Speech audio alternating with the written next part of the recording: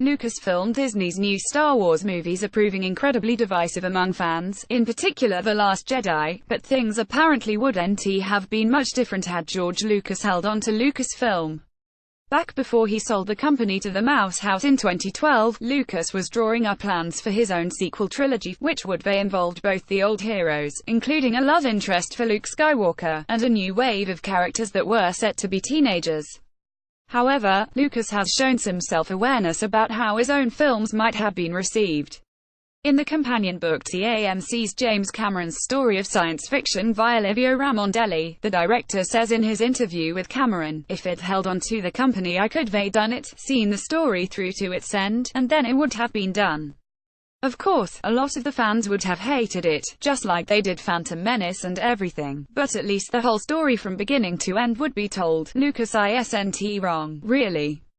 The prequels were mostly rejected by Star Wars fans, although opinion has shifted slightly in the years since they were released, and the saga looked dead until Disney came along.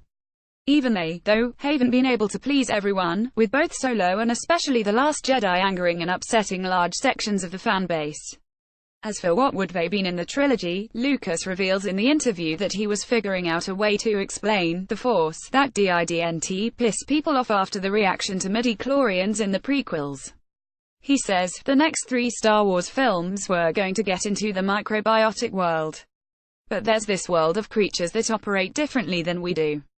I call them the Whills. And the Whills are the ones who actually control the universe. They feed off the Force." The name Whills has appeared in Star Wars before, although not in the form of alien creatures. Instead, we saw the Guardians of the Whills in Rogue One, while Lucas' original title for Star Wars was Adventures of Luke Starkiller, as taken from the Journal of the Whills, Saga The Star Wars. Given how people have reacted to changes regarding the Force in the new movies, as well as the midichlorians in the prequels, Lucas' assumptions were probably correct. Would you have liked to have seen Lucas' sequel trilogy? Let us know down in the comments.